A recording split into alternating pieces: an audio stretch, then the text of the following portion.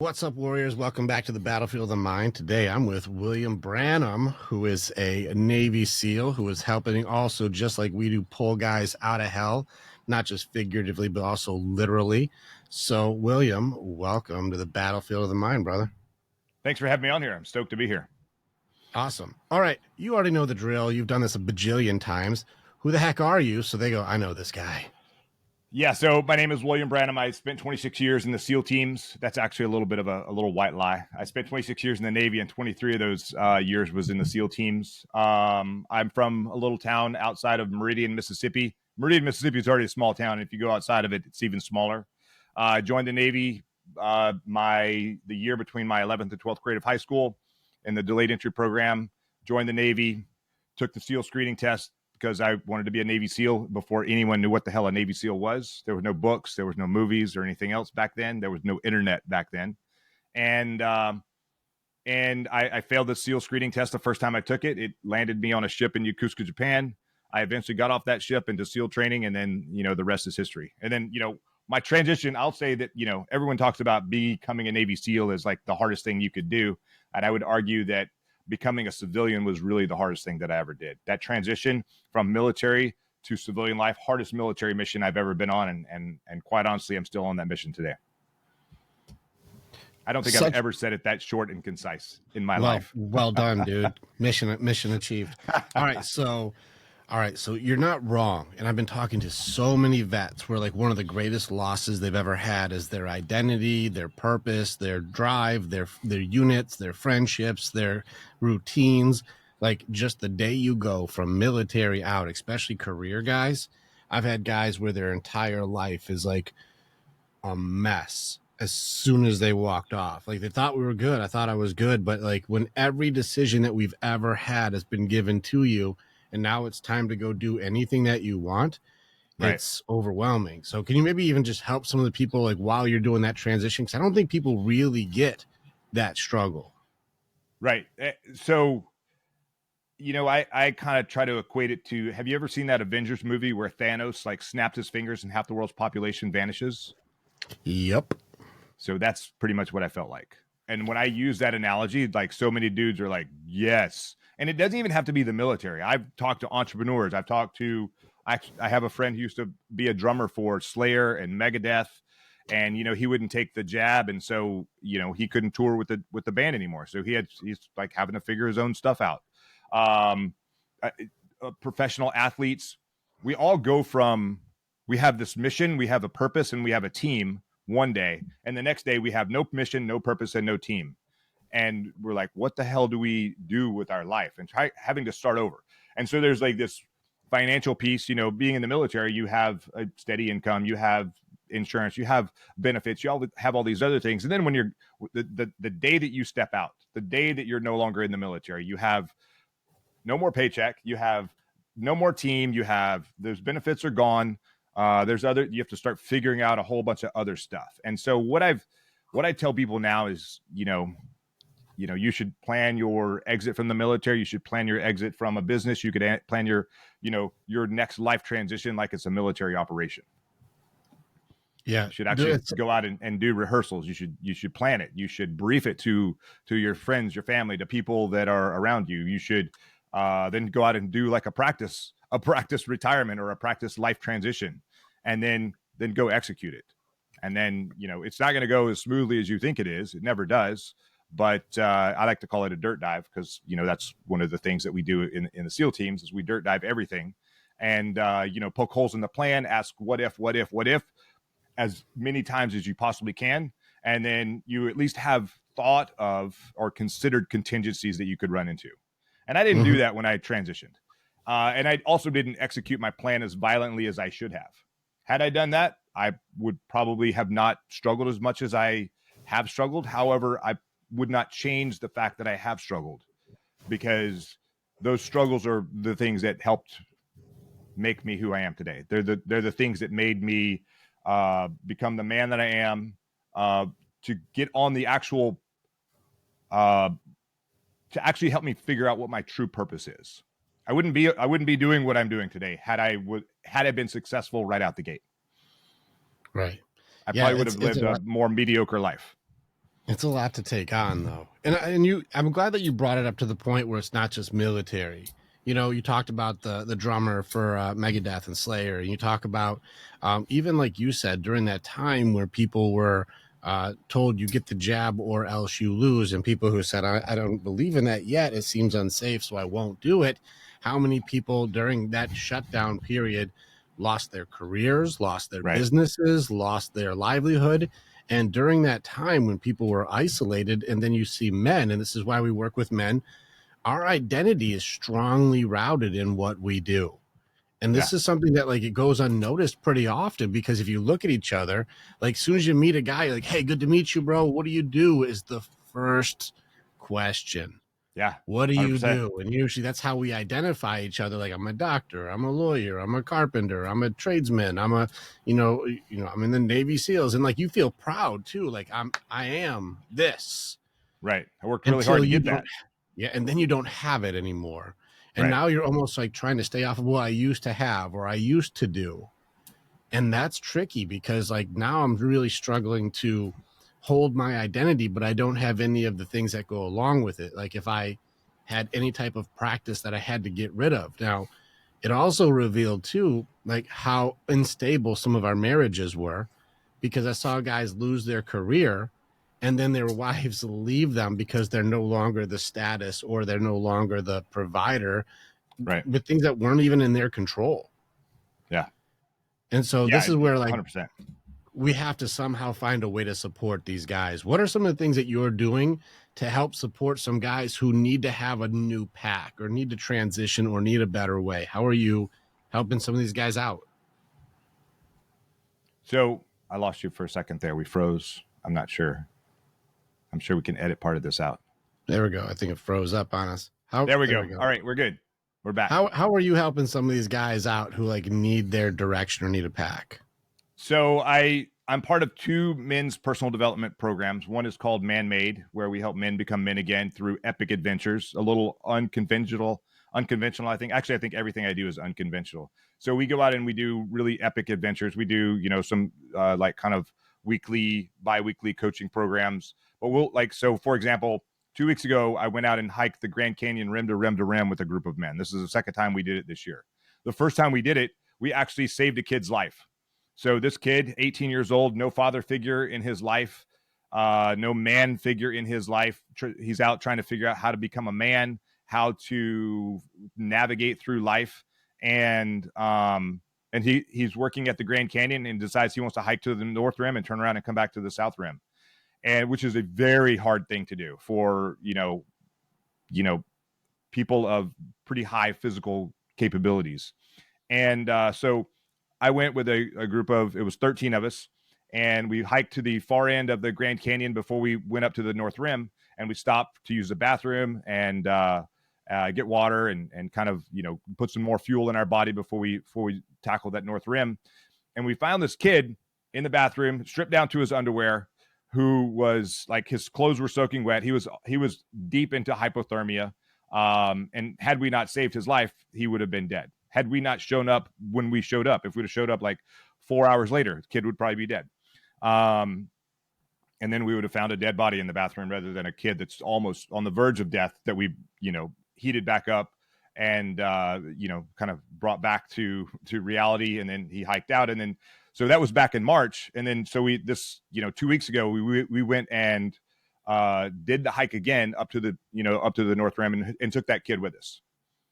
Trying to bring him into a group of men that will support him, to show him how to be a man.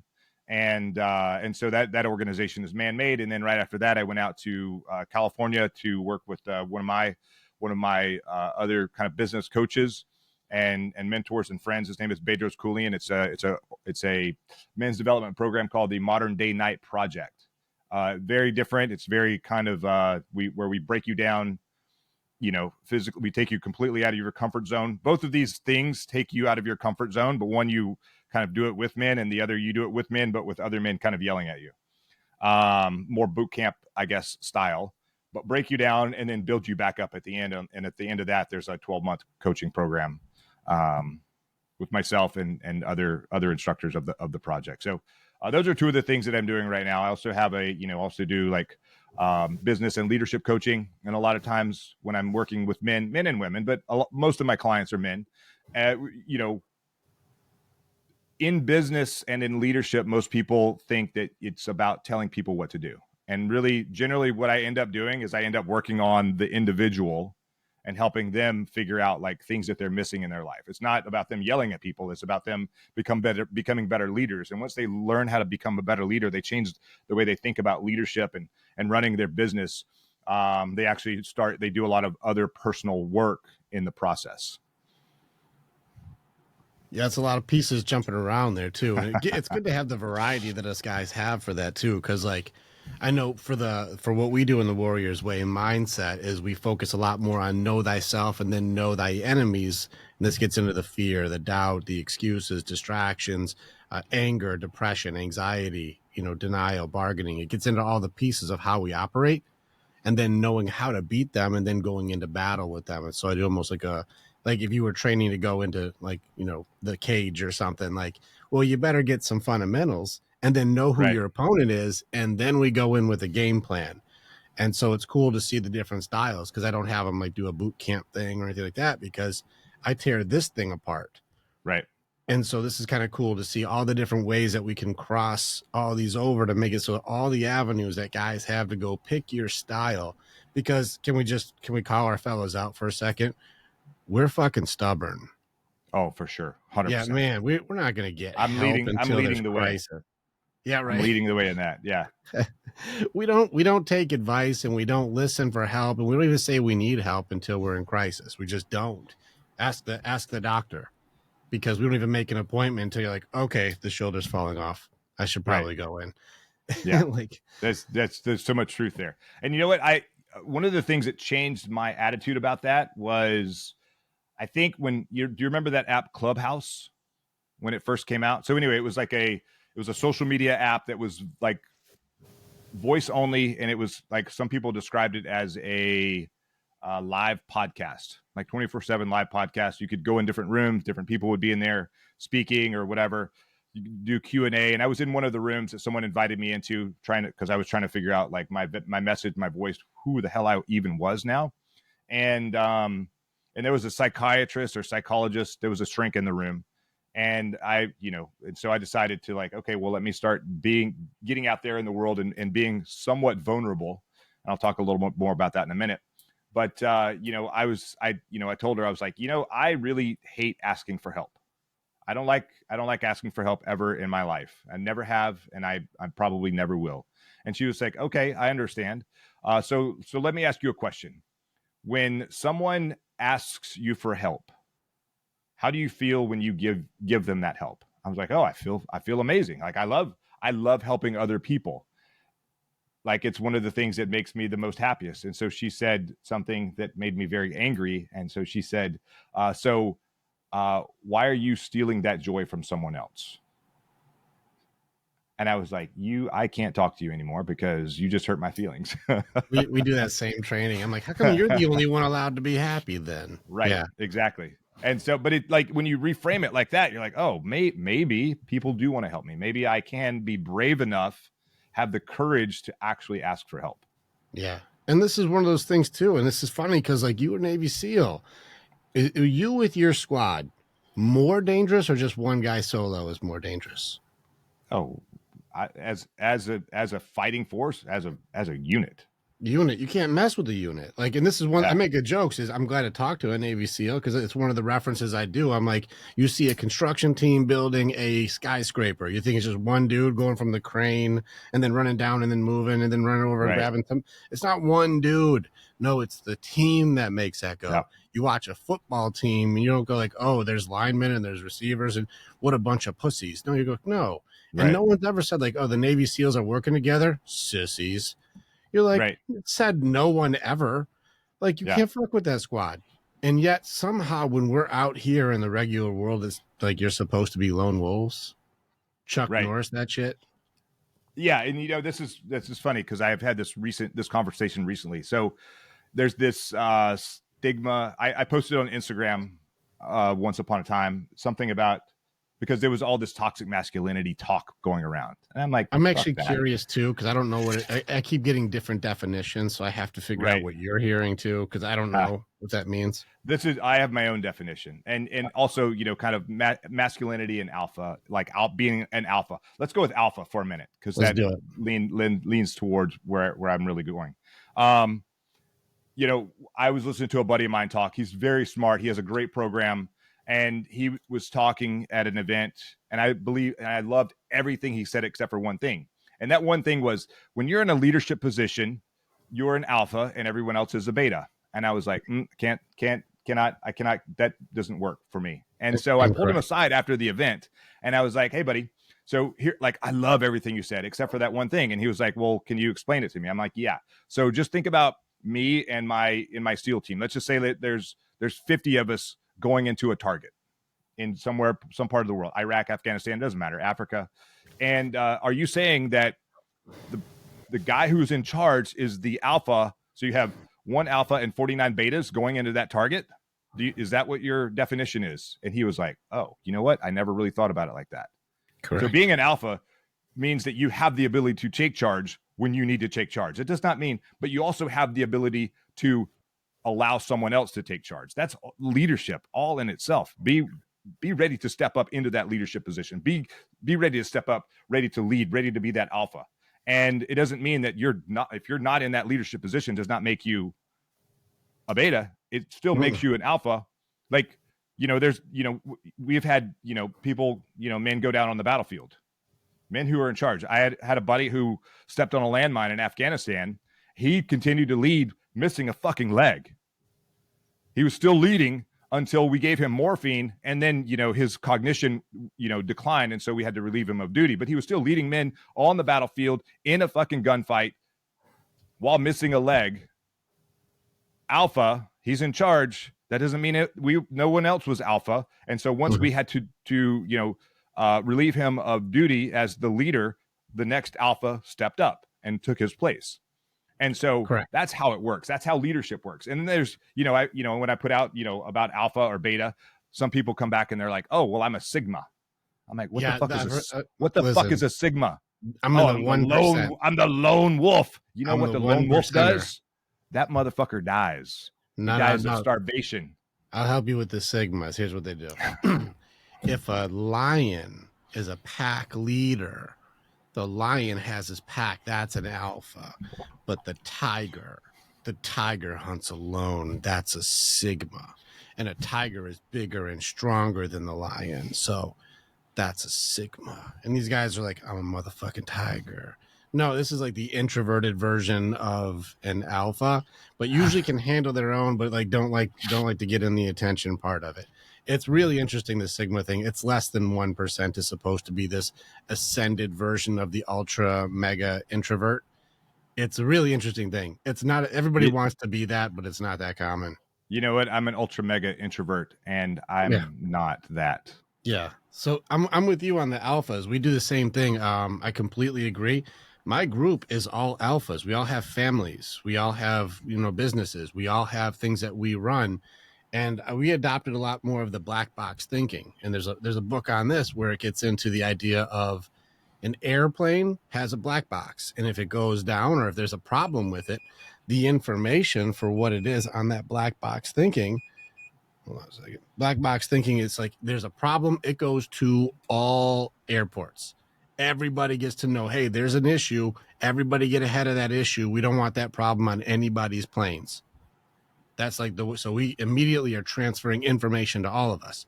Well, the alphas all get together, share alpha information that's working. This is what's working in fatherhood. This is what's working in business. This is what's working with my wife. This is what's working with this.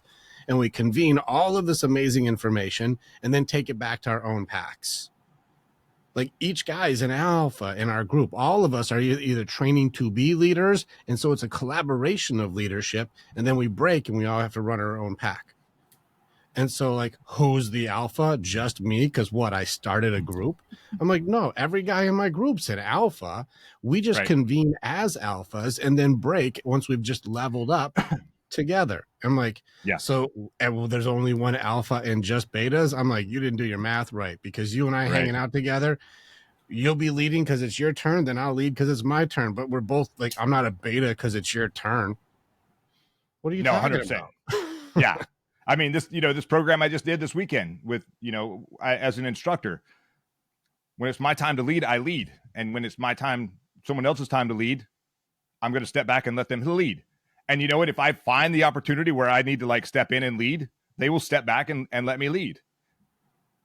But we're all alphas and we all know it. We're not concerned about someone else being more dominant or whatever. We don't care. Correct. Because we're comfortable with who we are and what the value that we bring to the table. You're absolutely right. And this is where I get into like the alpha. I did an alpha talk on gorillas. And so I train my guys to be like alpha gorillas. And so I've done this talk multiple times where when they would study gorillas, they'd see these King Kong motherfuckers, this big silverback coming in and be like, whoa, and like you don't want to like, listen, you seem like a very strong and capable man. Would you like to fight a silverback gorilla? I'm going to go with no. No, they're insanely powerful animals. They don't even lift, bro. They're just that strong. Like, it's a crazy powerful animal. And so, like, these gorillas, they thought that they were over the top alphas, over the top, like, kick everyone's fucking ass, King Kong style. And that's why they're so dominant. When they would watch what gorillas would really do, and they caught them in their natural environment, the silverback gorilla was only, pound my chest, like less than 2% of the time. Most of the time, the silverback was the encourager.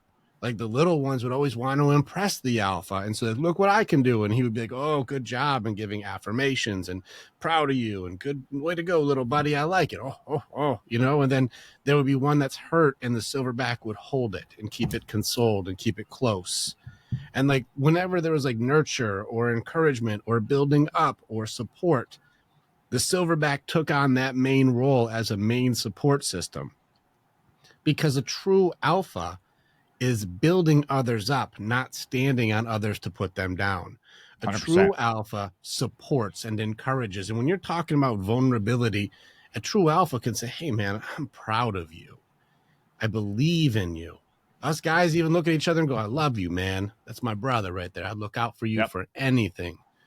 And this is what, weakness? Get the fuck out of here. Yeah. But if somebody's going to come in and they want to see, like, you already know what the term is for if you mess with the gorilla, you fuck around, you find out. You're going to find out, yeah. You're going to find out. That's what we can turn that on. And this is where, like, I've talked to so many guys. You don't even have to be military. You can just be from abusive homes or the hood or some difficult environment. I call it growing up in Sparta. If you're calm and we're just sitting together, family's here with us and everything is good, and then something does pop off, some guy gets up and goes, I'm angry and wants to hurt somebody, how many seconds or minutes does it take for you to go from calm, cool mode to action mode? What's the transition time you need? Zero. It's less than a second. I can go the armor will be up and I'm ready to go within seconds, right? Yeah, like pretty much immediately. It's a snap, right? So then we have to like assess. If I'm walking around, I see guys who are so untrained in this, where they're walking around in their like steel plate or, old cast iron armor, ready to Jason Bourne people every day. And I'm like, dude, like if it happens, you can't survive like that. You're going to be exhausted. It takes you less than a second to nanotech that thing on. So why don't we just train to use it when we need it and then be like present in the present when we don't? Exactly. Yeah. But you know what? I think we get stuck. We get stuck there as men. We get stuck there. I mean, I can only speak I can speak from more than the veteran community, but that's the community I know the most. We go to combat. We're always stuck in this parasympathetic nervous system and we're always in this fight or flight. But I would argue that a lot of mine came from a lot of it came from combat, occupational hazards, things like that. But others came from some not so awesome relationships. Maybe we had relationships that are very toxic. And so we always feel like we need to put our armor on and like we're ready to fight at any moment. And that's, that it will just debilitate you because, in real life, when we go into combat, we put our armor on and we go out the gate and we get ready for battle. But when we're done with that and we get back, to the base, we take our armor off, we strip down, and that's, part of like getting naked. We expose ourselves, we become vulnerable, we hit the showers, we do those things. And, we you know, if we're injured, we go find the help that we need to recover so we can start the next mission. We don't walk around and sleep in our armor and get up and, you know, live in it. We only put it on when we need to put it on, when we're going into combat. Absolutely. And this is one thing this is why I was resonating so much, is we do a big thing on armor training. The same thing, the mental armor that we walk around with all day long. And like, that's why, you know, you having the protector mindset, and so many guys identify with the protector, but they weren't really trained on how to use it correctly. You watch, maybe, like I said, I use Jason Bourne because he's like, I'm in the diner and I'm like, I know all the exits. I know that guy can carry himself. Most likely there's a gun in that car, and I memorized all the license plates. And you're like, I just wanted waffles, dude. Like, what are you doing? Like, there's No, a thing that we're I doing. I will say that I do some of that. Not certainly not to that level. And because I'm just like, I don't have enough capacity up here. But I do go in and I will, if I'm, you know, with friends or family or whatever it is, I'm going to determine where I sit in the restaurant. I'm Sure. going to always make sure that my front is to wherever the threat might be. It doesn't mean that I'm on edge all the time, but if something is going to happen, I want to be able to see it before anyone else. I don't want it to happen behind me. Correct. That's gonna take longer for me to figure out what's going on, assess the situation, and then whether to armor up or not. Mm-hmm.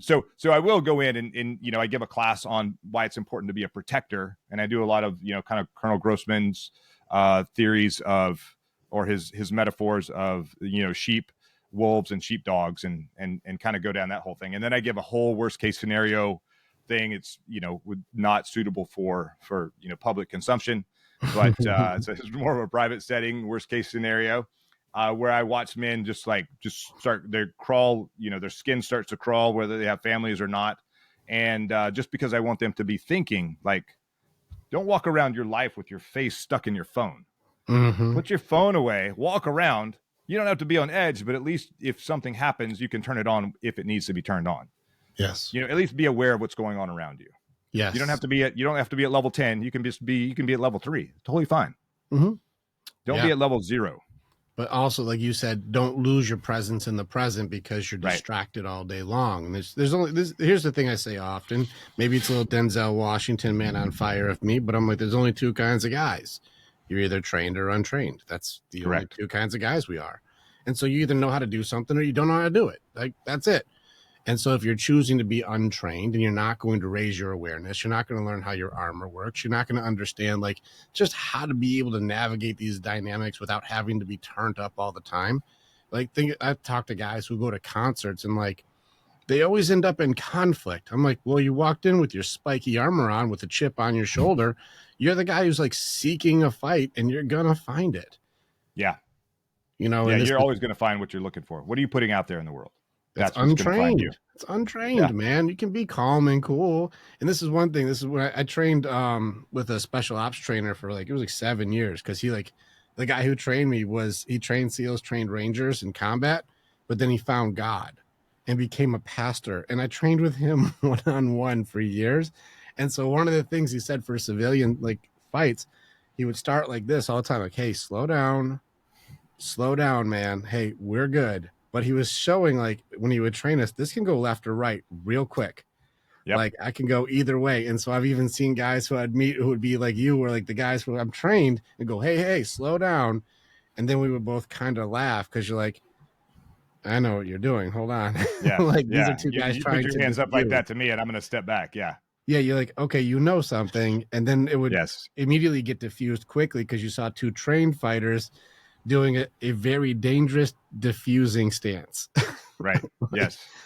And so those are cool things, trained or untrained, where you see a lot of guys who are, you know, chip on their shoulder, untrained, looking for the fight to be a protector. And that's not the alpha. Correct. Like, you're not the alpha. Trying to the guy figure who's out there. Yeah. smashing beer cans on his head and kicking people down and stepping on somebody in the office to get the promotion, and, you know, thinking that they're the best because they're hoarding everything for themselves. And I have the most money, I have the nicest car, I have the nicest suit, the biggest house, and that makes me the alpha. You know, you have stuff. And I think that goes back to the beginning of what we talked about, where leadership isn't stuff. Correct. you know, and so you saw guys who lost everything very quickly and exposed who you really are. And this is where we're getting into some of the parts where, like, switching back to civilian life, like, man, who I thought I was is now exposing who I really am. I don't know how to navigate other things. I don't have the tools for this. I don't have a pack for this. I don't fucking know what I'm doing here. And I can't use almost any of the systems that I had in civilian world. They don't speak that Right. language. And but you actually can. You just have to figure out how to use them and make a plan. But I want to go back to that person, that non-alpha person that you were talking about just a second ago, of like smashing beer cans and being an asshole and whatever. Like that's where this idea of toxic masculinity comes from. And let me be very clear with that. That is not masculinity at all. That's just being an asshole.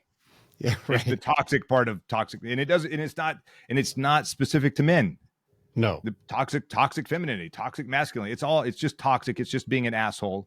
And being a masculine man is about being just like what you talked about earlier, that alpha, that protector, that encourage, that what were the words you used? I should have written them down. Where you like they're the silverback. He's like encouraging other people. He's like nurturing. He's giving. He's helping. He's doing all those other things that are masculine. Those things that are, it's about love. It's about taking care of your tribe, your people, your pack.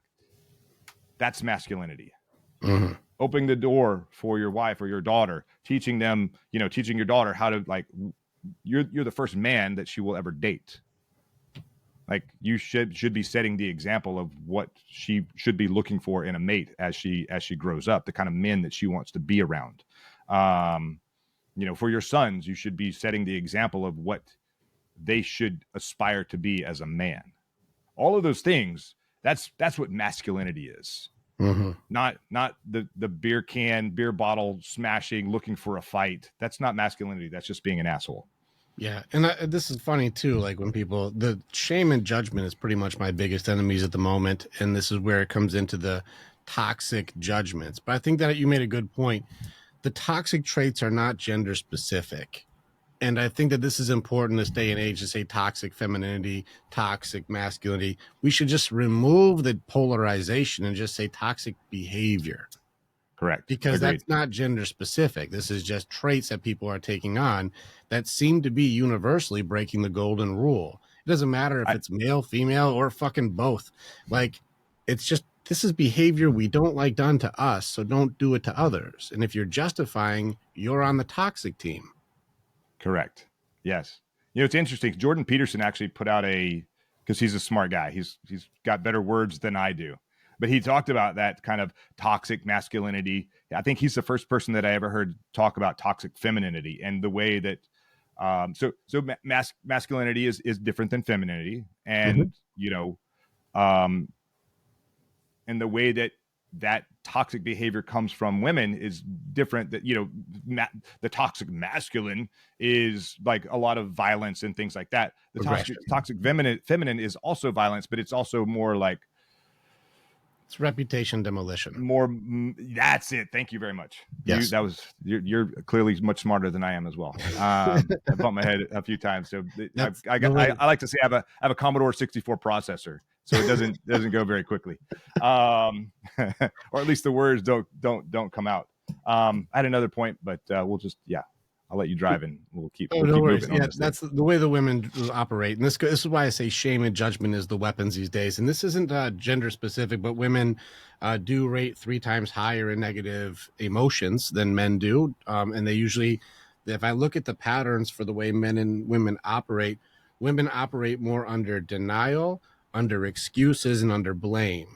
Men operate more under the denial aspect would be suppression, anger, and then we get into doubt, and this is where guys lean more that way. So there's more shaming for men, more blaming for women. Now, the way men tear men down is going to be more aggressive. It's going to be more loud. We're less agreeable. And so we're going to be more combative.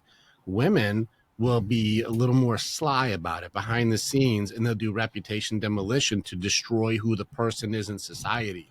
They'll try and destroy who they are, which means the weapons are shame and judgment. And so look at the judgments. And this is where you'll start seeing that people are saying who is good, who is bad, who is right, who's wrong, who's toxic, who's good. Like we're making up rules that are all subjective and calling ourselves correct based on my emotions or based on my, personal opinion. And these subjective standpoints are how people are controlling others because someone like you is too difficult to take head on. So the best way to beat you is to make you self-censor or to make you feel ashamed of who you are so that way you don't play.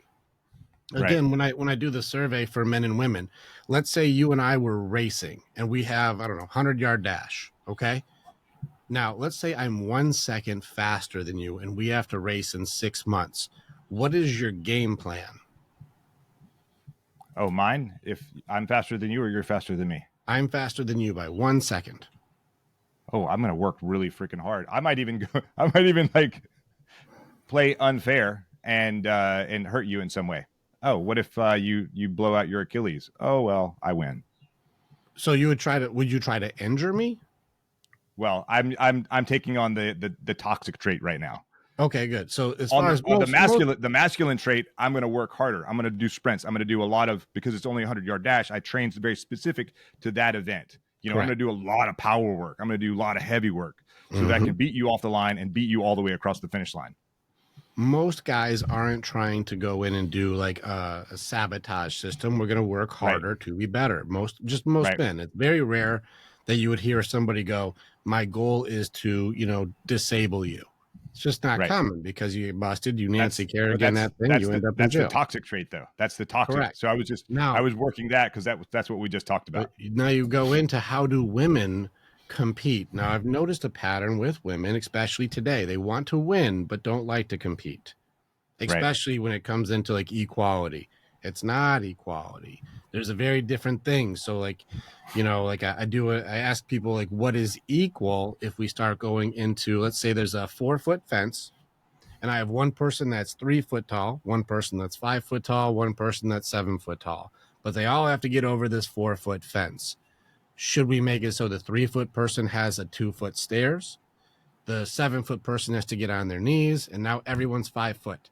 Is that equal, or they each use their strengths to all tackle the exact same 4-foot fence? What is equal? Everyone's 5 foot tall, or everybody has the same obstacle? Which one is equal? Right.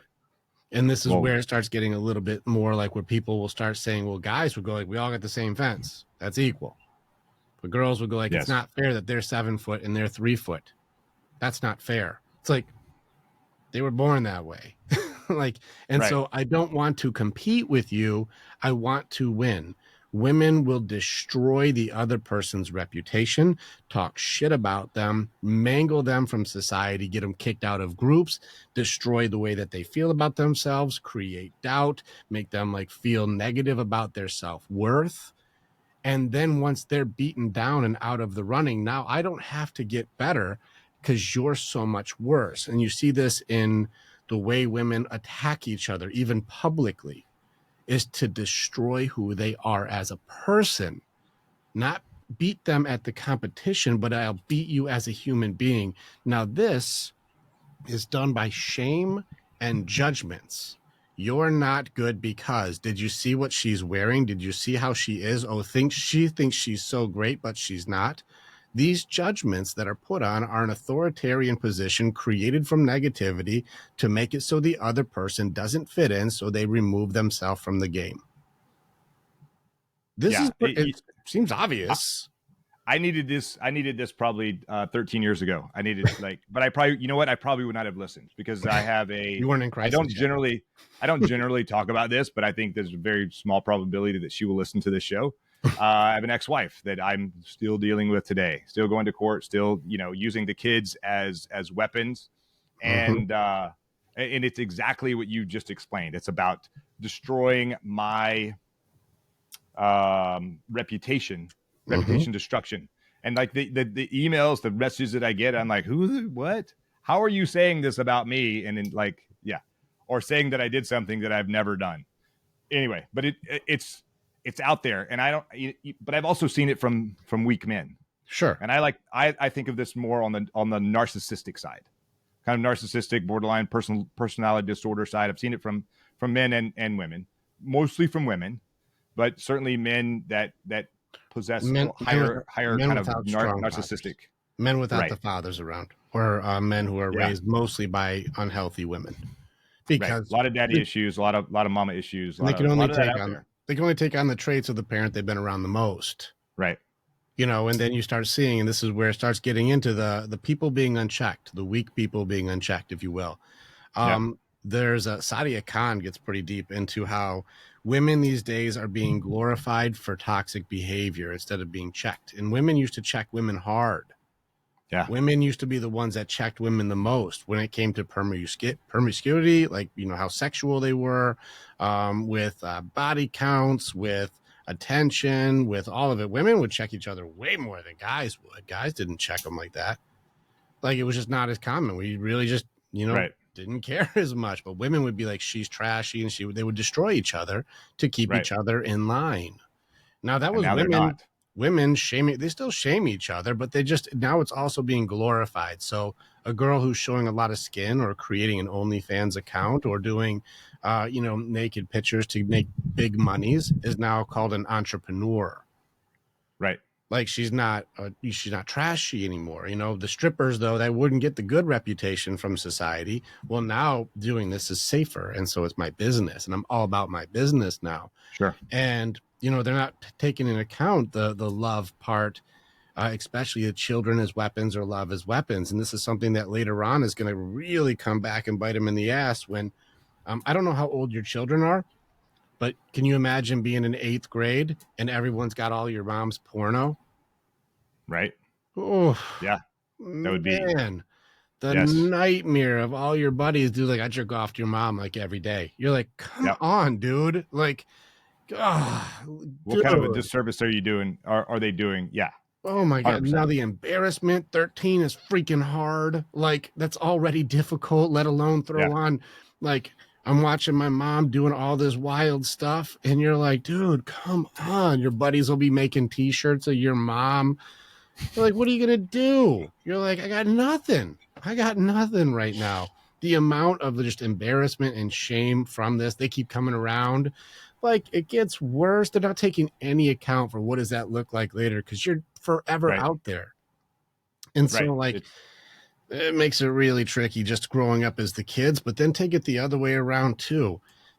I'm not big on trying to judge evil as hard as it probably could or should be. But I do believe that when you take something that somebody loves more than anything, they would live and or die from, and you weaponize a human being to destroy another person because they love, I think this is probably the closest thing I can think to just pure fucking evil. And right now it's also glamorized by other women of take him to court and destroy that man with your children. Use your children as the tool to absolutely demolish him because he's a father who loves his kids. Hurt him with them.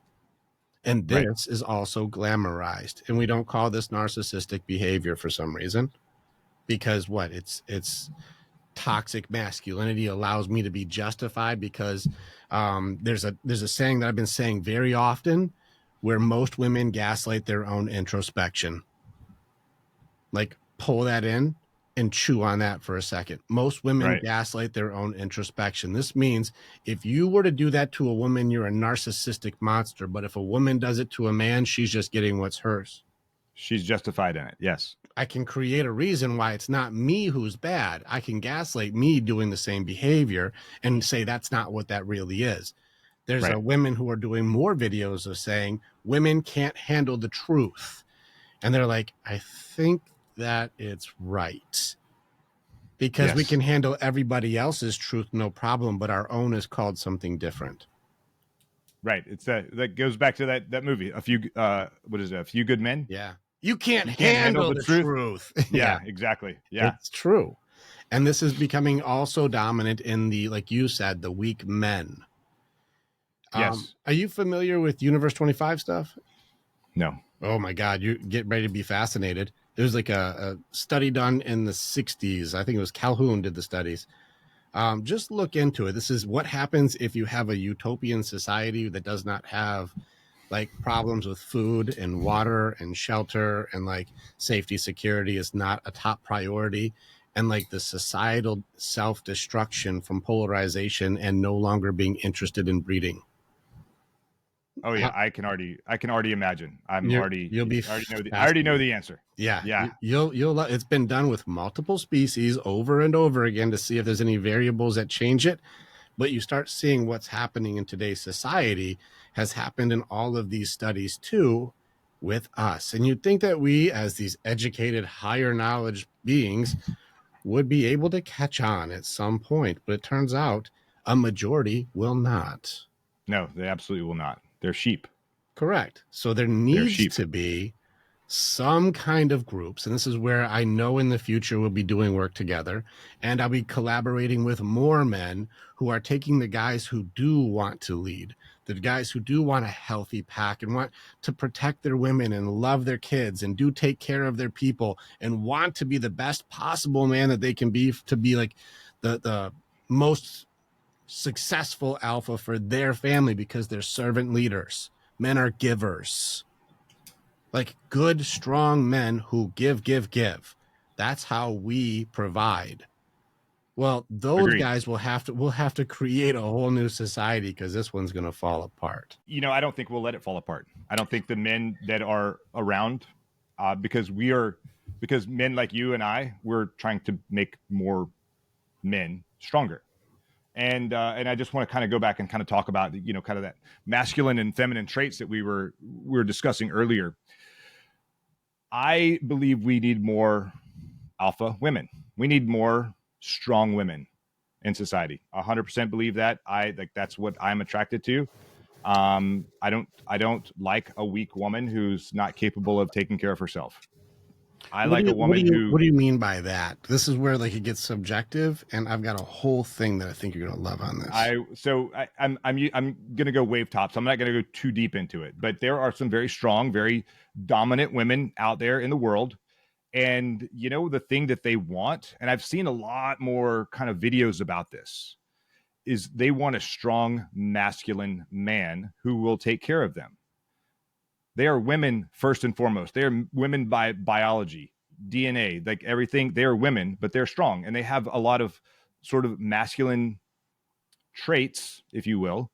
They're strong leaders. They are very smart. They have their own brain, but at the end of the day, they're still women, and they want to be taken care of. They want a strong man to take care of them. I don't want to say the word dominate them, but want to show them that he can actually, she doesn't have to lead. She doesn't have to stand up. She doesn't have to do all the work. Yes. She can rely on a partner. She wants a partner. She wants someone who she can like not be on edge, not be armored up all the time. She can go back and just step into her femininity and be a woman again. Yeah. Like when she steps out of it and goes into the workplace or whatever, she has to be the strong, you know, hard ass, whatever it is. But she needs a strong man that she can trust, to take her armor off so that she can step into her femininity. And I think, you know, weak men end up trying to, or maybe they're not weak men. Maybe they just become weak, or they become intimidated by that strong energy. Well, and then they step into their, like they give up the alpha role. They give up the masculine role. Well, and they fall like, for the she can narrative. totally do it. It's the narrative Right. of like, remember that it's being very obviously redone, where they talk about it's not happy wife, happy life. It's happy house, happy spouse, happy house.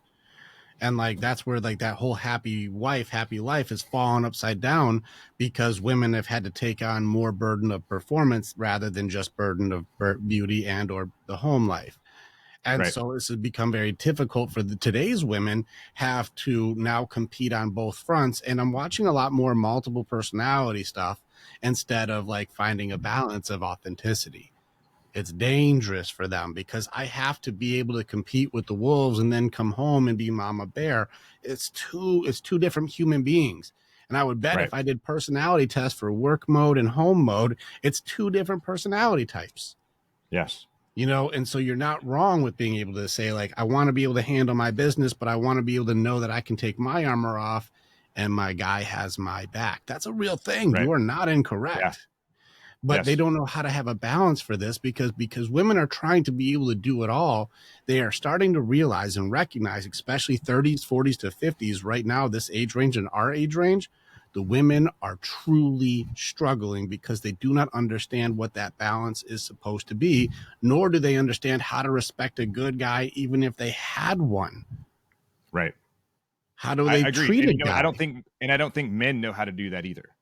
Right. And so then you're I don't running think into the because guy who they forfeit you know, their happy wife, happy life. They forfeit their position. and they also fall into the narrative as well. Like, oh, well, she needs to be, and so they're afraid to like take charge. Yeah, You should be the leader of your family. The end. Period. End of discussion. Nothing else matters. Be the leader. Doesn't mean be an asshole.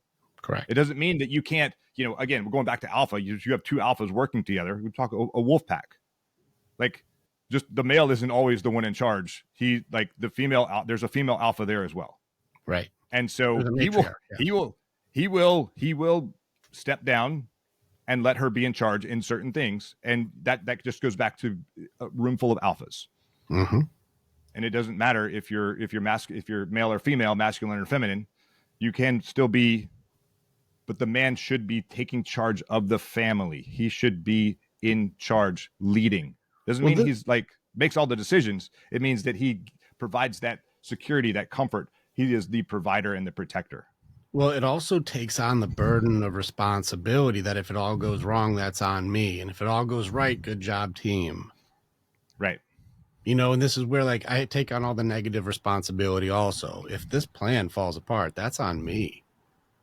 Well, you Yes. don't want that. You want it to be someone else's fault. No, I'll take it. That's me. That was my I idea. got It it. didn't go right. I got this. I got it. Being Yeah. the leader doesn't just mean you get to be the dickhead in charge. That means if it goes wrong, that was you. And if it Yes. goes right, that was us. It was the team. Yes. And so that's the difference. Yeah. So you want to hear something fucking fascinating that's happening with these white knights, the guys who are women are better. Women can do everything better than us, putting women up on the pedestal. You want to hear this fascinating that's happening with that? Tell me. All right, so these guys who are like they're just the betas of betas for like these women who like are just degrading and like tear men down, and these guys are like it's because women are better at everything, all that stuff. Right. These guys are ending up in jail because when they actually ever do get sexual intimacy, the repression inside of them on a subconscious level is making it so that they are beating the shit out of these women during sexual interaction. And I don't mean like aggressive, rough play.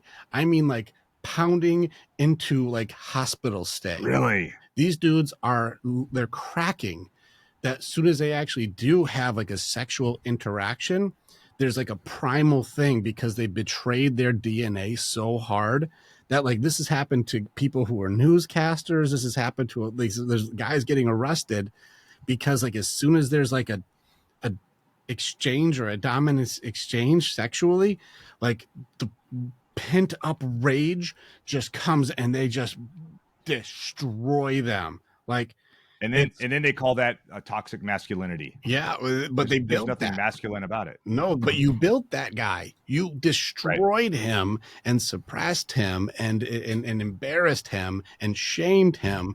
And he went along with it because he thought it was the nice guy thing to do.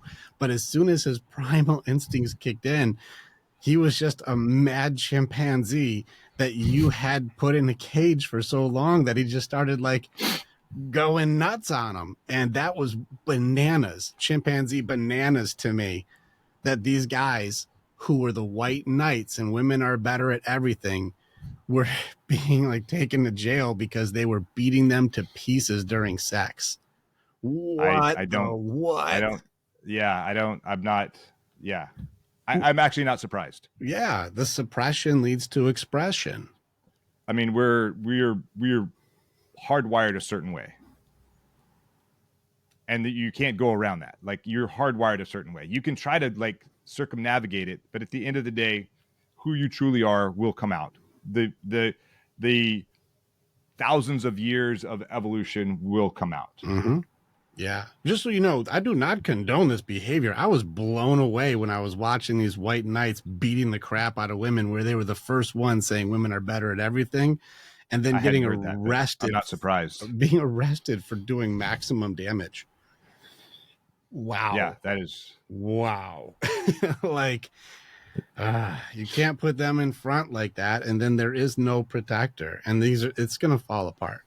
And it is falling apart. That side is eating itself at the moment. Well, I think that's also kind of part of the narrative, Mhm. the purpose of the narrative. Well, Break it all down. well, look at it. Yeah, if you start getting into it, it's all just surrounded with shame and judgment. Yep. Which is a system of control. All of it is. Self-censorship. Self-censorship. When you start self-censoring, I don't have to beat you anymore. I'll have you beat yourself by feeling ashamed for who you are. But do you know who's getting their ass kicked the worst? Who's that? Kids. The young boys. Oh, for sure. Do you know who God, yeah. Do you know who the loudest men's activists are these days? Women. It is women. They are recognizing that this pendulum makes it so my son is going to live in hell. Yeah. And if this goes this way, my boy will have no chance. Did you know that men under, I want to say under 35, it's like a higher number, and under, not asking women out anymore. I think that's probably true. I have heard that. Astronomical. I've got 3 teenage girls, and they say the whole school, the boys don't ask the girls out until like the girls are like, it's okay to ask me out, okay? And they're like, okay, well, only if you say so. Boys are not interested anymore. And there's a lot of reasons. Fear. Yeah. Oh, yeah. It's a lot of reasons, because the women have gone, especially the women who didn't really need help, have created too many problems, not just for like other women, but for these boys to even want to ask them out. And so they'll be like, oh, well, I didn't want you to ask me out. And so they'll destroy that dude. And then the guy who she really wanted to ask him out is like, I'm not fucking playing that. Fuck that. Hell no, I'm not going down that road. And then all the girls who are like, hey, don't, no, I want him to ask. Oh, what? He's not going to ask me out because you made it so all guys asking people out. It's not supposed to do that. You're supposed to feel terrible because you're a catcaller, or, you know, you're a chauvinist, or you're a toxic masculinity for enjoying or liking a girl. Do you know where boys are going? To porn. You damn right they are. Porn. Why? Because it's the easy button. It's instant gratification for as many options as possible with no rejection at all. Right. I can have as much variety as possible. You know who women are going to be really competing with? It's going to be AI soon. I've heard stories already of guys who have like a sensation suit and VR goggles, and they have like a silicone butt and vagina thing. And like, that's the intimacy for them. And they're in their goggles. They're in an interactive looking at the scenario, and they can feel the sensations through this suit or something. And that's just first gen shit.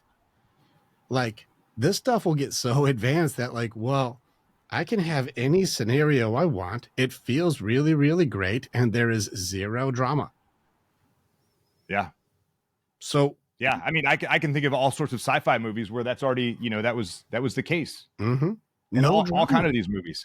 And then if I got this hyper masculine woman who's just shit talking and competing all the time with nagging, complaining, and thinking their illusion of options makes them better because the lower half of the dudes are like just bombarding their DMs, when like the guys who they're really hunting for are like, why would I pay a premium when you're fucking with all that? Like, they're going to end up losing. So who loses? Yeah. Women lose. I got 3 girls. I'm like, this game looks like shit for you guys in the future. Yeah. Yeah. Frustrating. So there's a lot more women who are standing up right now for men's rights, because they're like, whoa, we're screwing ourselves. This goes really bad for us. Another fun fact. There's never been more women over 30 without children in human history than right now. More women over 30 without children. It's never happened. There's actually more women without children over 30 than women with children under 30. That has never in humanity ever happened. Universe 25, dude, you're going to be blown away. So what's I think that's happening? interesting that women are fighting for men's rights. They have You don't to. see that. You don't see that in the mainstream media at all. It's out there. You can Like see it's a complete you sub. I'm sure now that we're talking about it, I will see and hear more about it. mm-hmm. Yeah, yeah. I just changed your algorithm through this conversation. Right. Done. Google heard you. So like, but it's out there. You can see her Sadia Khan. She's a good one who's stepping up too, because she's not just for men or women. She's for couples and relationships. But she's pointing out a lot of the same. These are other psychologists who are in the same game going, hey, there's a thing. This is bad. This goes really bad for us. These studies have been done before. We're not doing something different. This is the same. Watch out. This goes this way. And this is the game we're in right now, where we have to try and make it so we can create stability in our families and our lifestyles and our businesses and our friendships and our brotherhoods and our unity, so that we have a fighting fucking chance. Because right now the structure is really difficult, especially for women to be able to be feminine when right now their careers are being glamorized far over their biology or their family or their love. And that's why you see more women doing like I saw a woman do a TED talk where I have a PhD, but I can't get a man.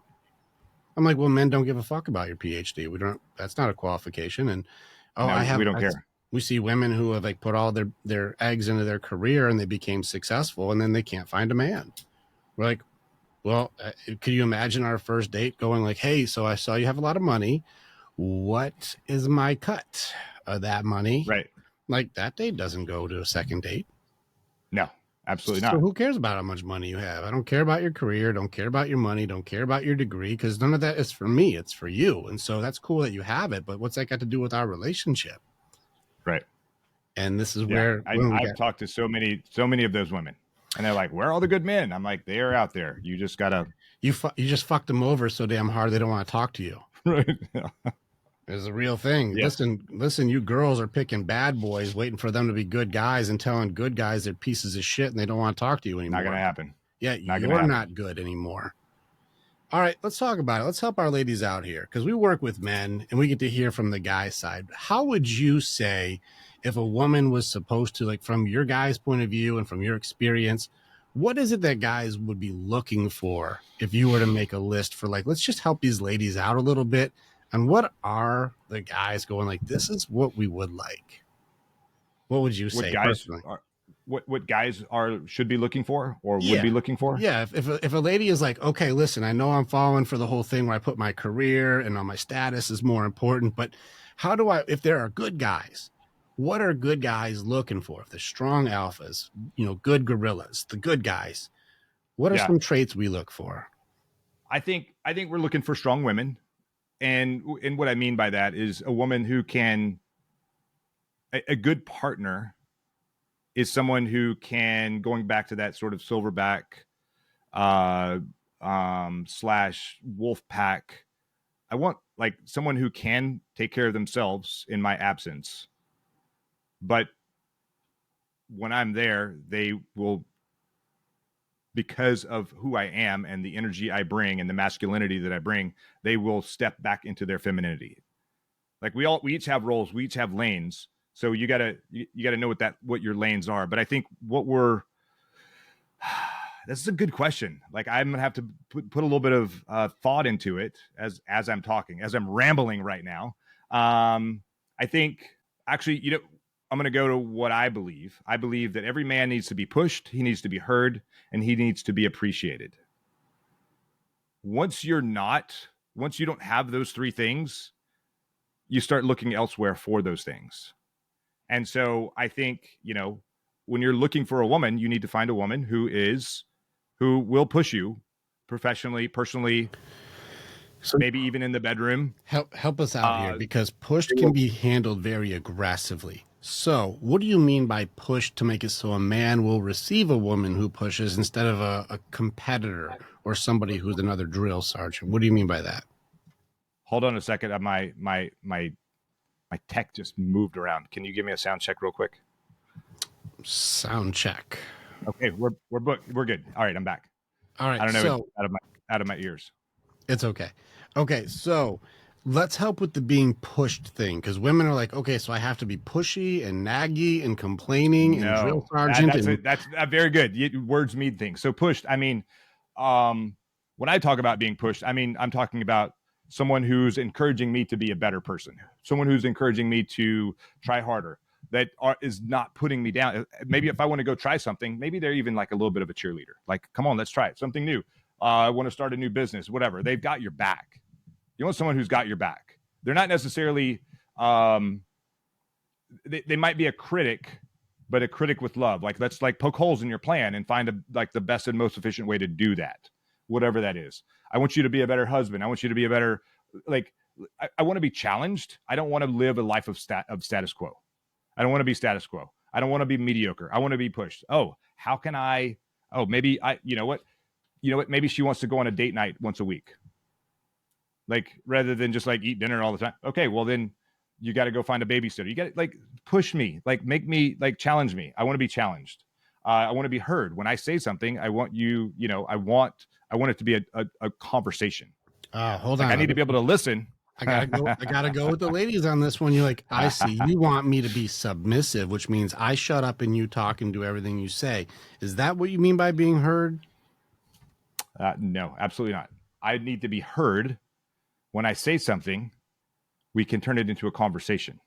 But me being heard is also requires me to listen. It's just like leadership. It's like being the alpha.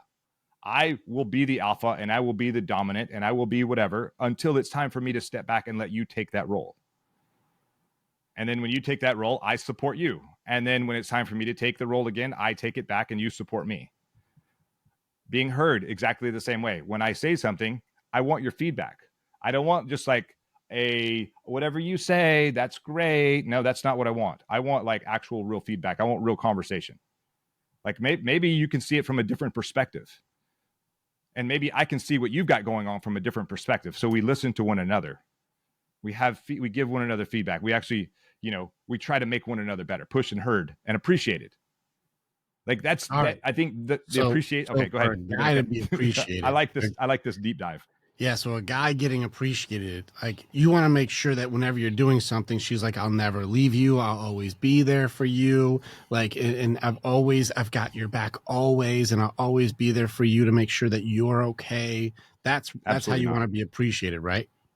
Absolutely not. Okay, Absolutely how do not. guys want to be appreciated? No. I just want to know that, like, just say thank you. Just like, I appreciate you doing that. I appreciate you setting up that date night. I appreciate you like booking those flights for whatever. I just want a little affirmation, because it doesn't matter how badass we think we are. I'm pushing how badass we think we are. William. I know. But we all want that positive feedback, that affirmation that we're doing a good job. Because if we don't get that feedback, like, even tell me like you could have done this, but okay, that's feedback. That's not appreciation. If you tell me that you appreciate the things that I'm doing, I know that I'm doing the right thing. But if I don't get the feedback, I'm not going to know it. And I've gone, many, many years of my life where I'm like, I'm doing a fucking good job. I want to know that I'm doing a good job. And you didn't get it. Getting zero of it. Yes. Correct. This is where I would. And it comes in many forms. This is where, with you and me, if you're one of my brothers, I'd be like, I can tell you got beat the fuck down because your level of appreciation that you are willing to accept is like this much. You're like, just at least fucking say thank you. Like, just at least give me, like, can I get to, I matter? Can I at least, I don't even need to be thank you, you're the greatest. I don't mean, you don't have to trip over yourself. You don't have to trip over yourself. I need to fucking know it though. Can you at least say, like, I saw you were home today? Like, like, this is where I would be like, no, wait a second. I would, if we got a cheerleader here for being pushed and we want encouragement, I also want the appreciation to be like, that's my motherfucking man. Like, hell yeah, baby, slap on the ass. That's the way it should be. You go get him, Tiger.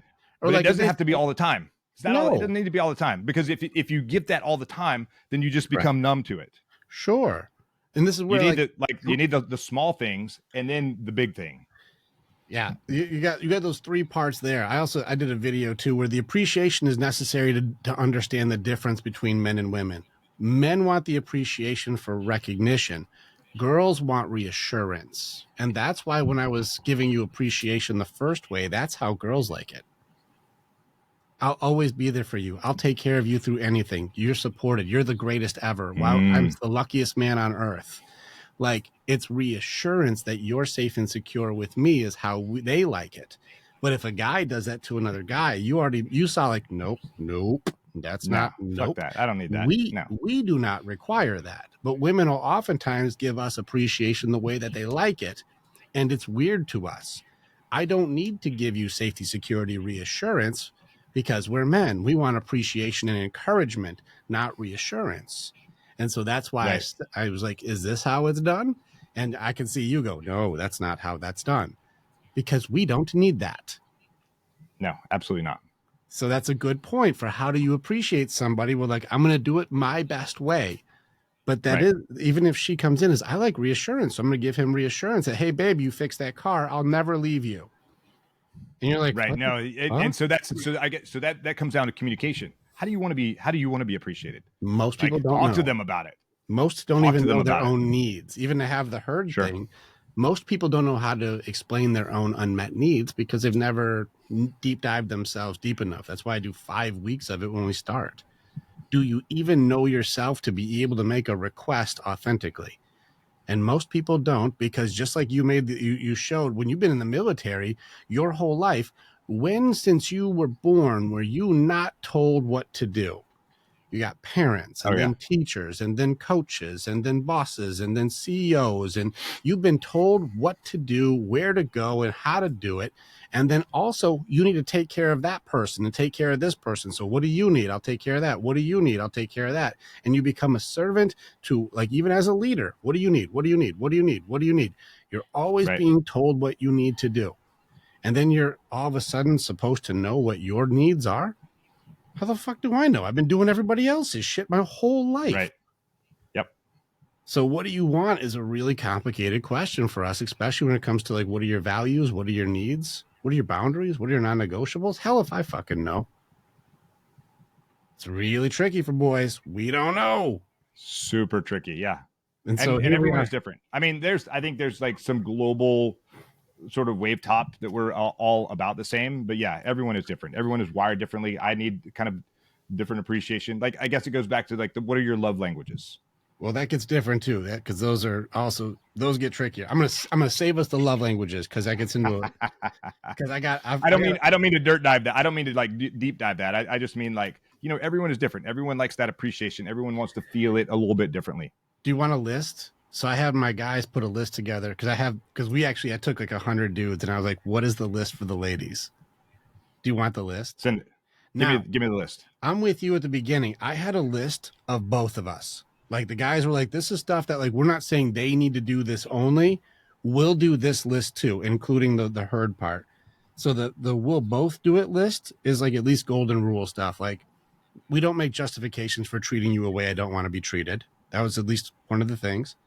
Loyalty, trustworthy, reliability, and showing up, being respectful, take accountability for your part, and then communication, which is listen to understand and don't interrupt. Like at least try to be heard. I want to listen to understand, not try to assume and then force it to fit. So that was the both of us. That was the ones where like, ladies, we're not telling you to do some shit that's equal traits. We're in. Okay. We'll do those ones too. This is the ones for the ladies. So when it came to the actual list, aside from physical and mental, like, how hot versus crazy scale, which was actually like way more lenient than you would think. Our hot crazy scale, like William, you're familiar with hot crazy scale. I What am, would yeah. you say, like, all right, what is the furthest level of hot crazy that like the lowest hotness to the highest crazy tolerable? Like, where would you go? Like, this is where my line is for you. I think it depends on the kind of crazy, but Sure. because there's lots of different crazies out there. That's true. I do like hot, and I like you get it. I mean, you could call me. I could fall pretty high on the crazy scale as well. Based on So my personality. give me your numbers. We got 1 to 10 on both sides. What's your lowest number for the hotness that you would be like, this is what I would stay with? I'm gonna go. That's a gosh.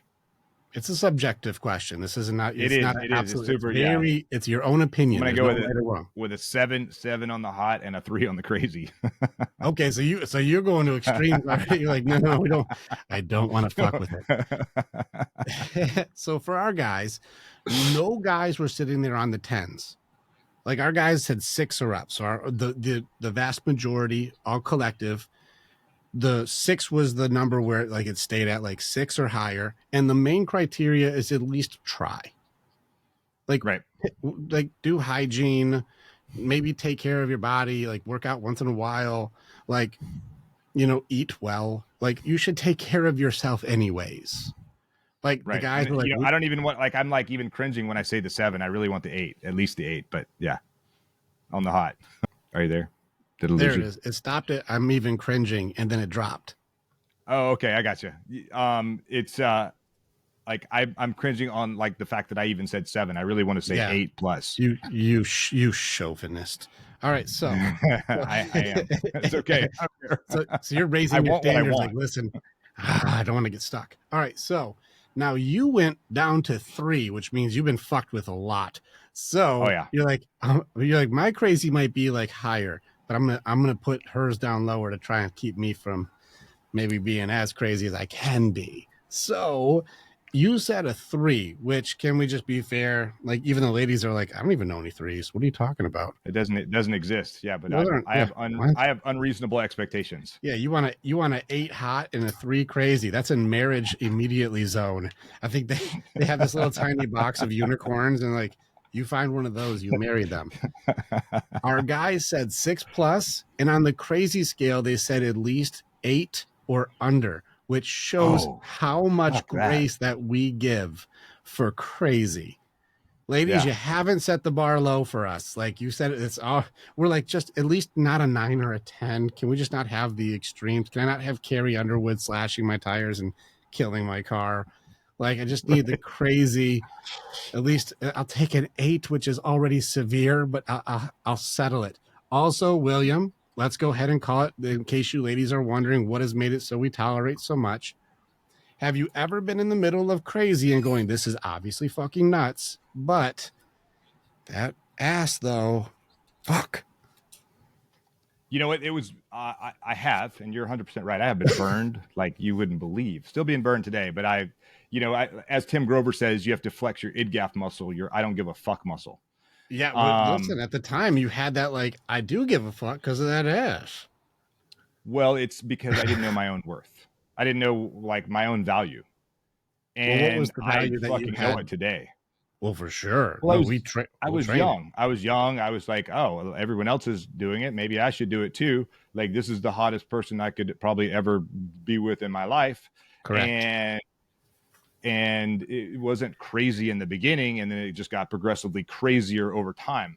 But again, I like, once I recognized that there was crazy there, if I was the person I am now, I would have punched and like got the hell away from it. No, but well, I didn't know my worth. No, we couldn't go back. We can't go back. We know too much now. But I also value the lessons that I've learned from that. This is the point. I'm grateful for the lessons that I've learned. This is where I'm happy you're saying that, because like we're able to say, guys, we can train you to not need to stay in this because we don't recognize what that is now. Younger, untrained us didn't know that you're in 8 crazy, and I didn't know there's another option because you're sitting there going, this girl's hot, so I deal with the crazy. Right. Listen, we've all fallen in this. We all did this. This is a subjective part. Do you want to know the thing that our guys said was like the only other physical thing is like a willingness to grow together? Like, at least be willing to try to, like, you improve and I improve so we can improve as a team. Right. Like, I just want someone I can grow with. That was their big part as far as like, make sure we can grow together. And I don't mean like we just eat everything and we're all physically growing. I just mean like grow together. What is with this desk? Killing me. So here's the only list that we had for just the ladies now. Okay, you ready? Okay. Yep. First, be kind. Be nice. That's the first thing. Be nice. Just be kind. Second, try and be fun. Be fun. Like, if something breaks, we don't yell at everybody. We laugh like, whoa, close call. Like, don't be crazy and just be fun. Next is the gratitude and appreciation. And yeah, even like small stuff like, hey, good looking out, babe. Or you took that garbage out? Nice. Not you're supposed to. Like, appreciate each other for looking out for each other. Have gratitude. The next one is encourage and supportive, because she was our best cheerleader. So you were right on the cheerleader thing. Guys are like, I picked you because you made me feel the best being around you. I felt the best near you, and that's why I wanted to be near you more. The next one is caring and nurturing. We actually really appreciate that nurturing. Like, be warm when we come home. And the last one, or the last two here, is first is show effort. Like, just be curious or interested in our stuff. You don't have to work on the car with me, but just be like, baby, what are you doing? Like, at least be a little curious. You don't have to be included, but at least go like, why do you like that? I would like to know why you like that. Like, you don't have to be involved. We didn't say you have to do it, but just go like, I'm interested in why you like things, just like you would like us to be interested in why you like things. It's not our thing, but I know you like the thing, and I'm interested why you do, because you're important to me. Just show interest. Just have effort. Just try. And the last one is enthusiasm towards intimacy. Don't be a dead fish. Don't just lay there and be like, I guess you can do me. Like, no. Yes. Like, show that I want you and you want me, and together we are better. Like, it feels good to want each other. Yes. And so to sum it up, it's nurture, intimacy. I like all of those. Those are fantastic. You got it, right? Nurture, intimacy, kindness, appreciation, support, like encouragement, be nice, like cheer for me again, be fun, and be a warm place, not cold and mean. The way we said it was, if I'm Supermaning all day, please let me come home to Lois Lane and not Kryptonite. Yes.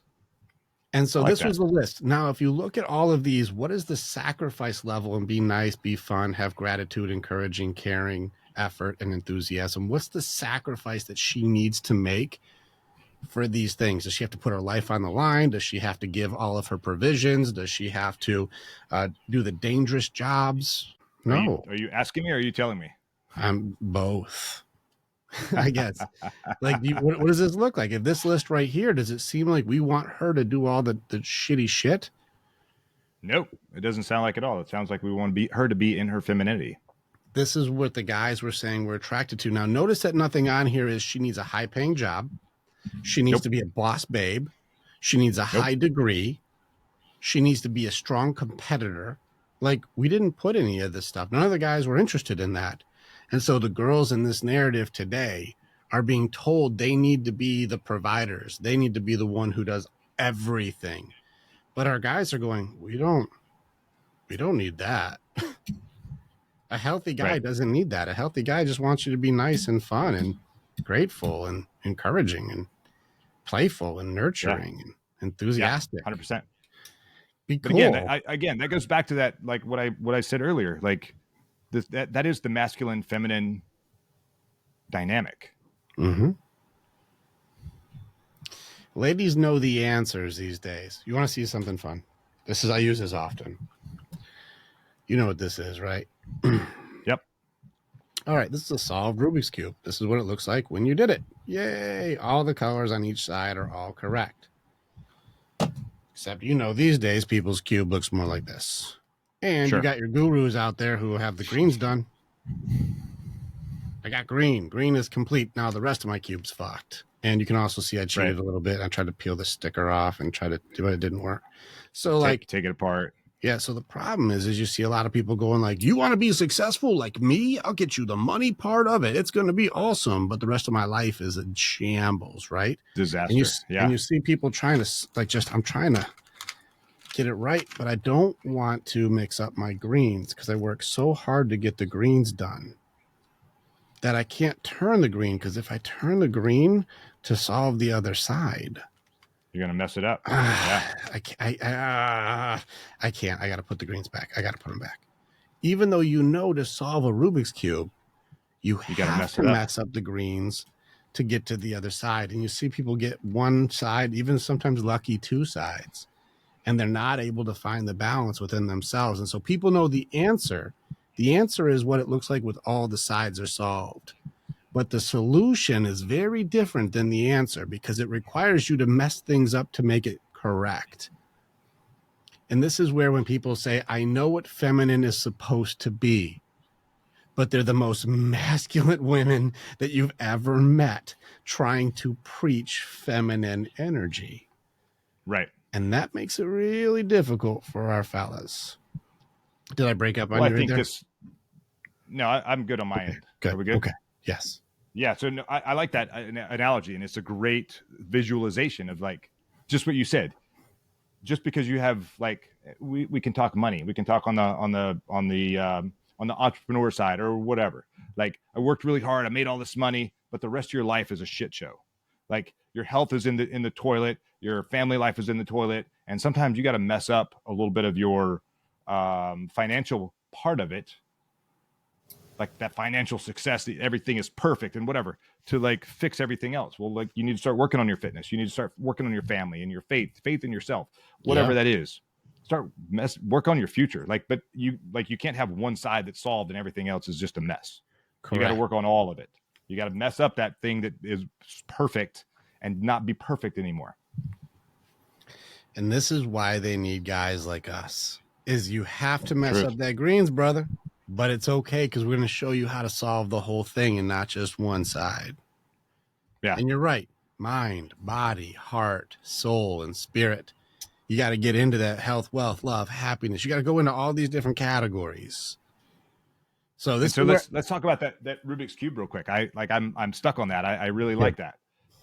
So how do you solve a Rubik's Cube? How do you solve the Rubik's Cube without like taking it apart and putting it back together? That is one way to do it. Yeah, well, I mean, there's patterns to it and understanding how the system works, and then you have to go through and figure out where you are, and then you have to go through it, and we go through it together and switch through the different sides until you understand the system itself. And once you understand how it works, there's a process to it, correct. Now, it's going to look unorthodox at first until you start getting through and you start going like, I understand to get this one here to here, I have to do this pattern. I know that this is how I move that to that spot. And so then we have to practice and train. And it's not doing that pattern once. Oftentimes it's doing that same pattern over and over and over until you solve that layer of it. And then you do another pattern to solve another layer and another pattern to solve another layer. Correct. It's that process. And most people think it's a one and done. It's absolutely not a one and done. Yeah. And they're going to wait for it. Now, here's the other part. Now, here's where it gets tricky, William. Here's where it gets hard. If you want to solve your cube, it's repetition and it's long time and it's hard work and it doesn't look like it's working, but you get rewarded for not doing it. You get rewarded for not working on your cube. So let's go watch on Netflix.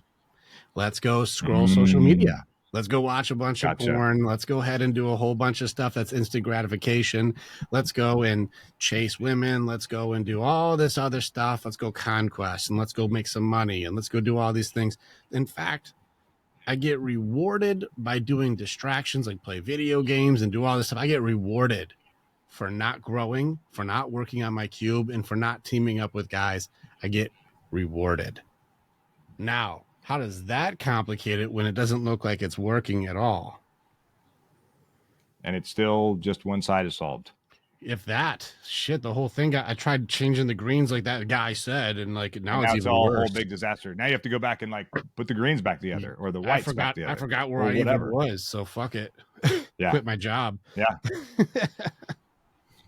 So this is why it's tough, is right now we're in an instant gratification society and working on your stuff is difficult, especially alone. And that's why together we're better to go like, no, you're here. Look at the corners and look at the centerpiece. You got to see, look, here. Yep. Now you see. Line those up. And they're like, oh, so wait, it does this and this. I'm like, yes, until you get to this point, that's how you solve that side.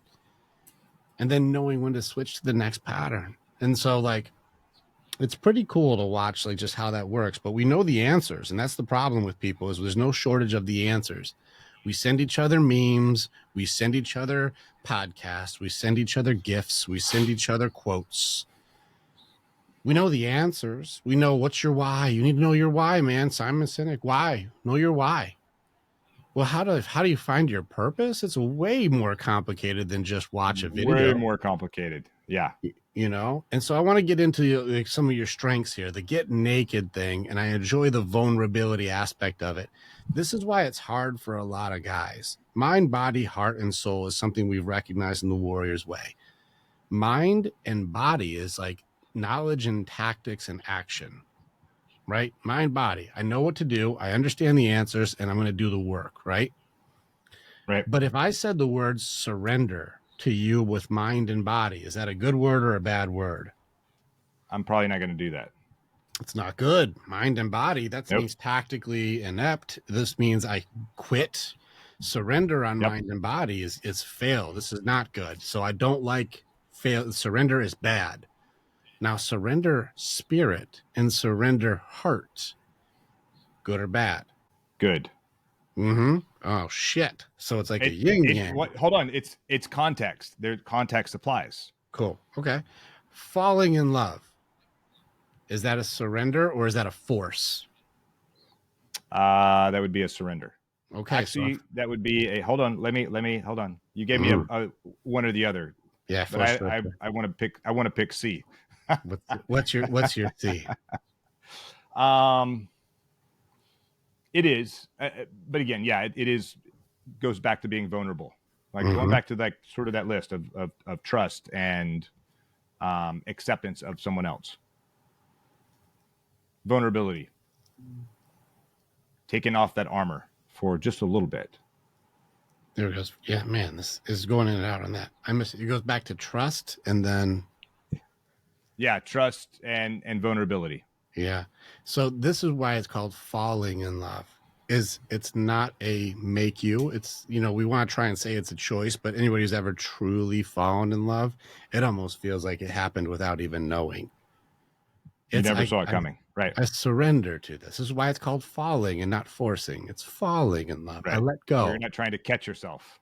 I let go. I jumped on faith. I'm giving my heart to you. You know, maximum vulnerability, also potential for maximum damage. And that's called surrendering my heart to you. It's falling in love. And if you've ever been truly in love, boy, is it powerful when it's good. And damn it, does it hurt when it's not. So yes, the heart side is one thing. Now, spirit side, faith side, I don't care if it's God, law of attraction, you know, mantras, karma, universe, you call it whatever the fuck you want. God made all of them. So pick your thing, whatever it is. I don't care. When you surrender to something greater than yourself, things start to happen. And when you let go of all of the responsibility of the universe falls on your shoulders, things start to move positively.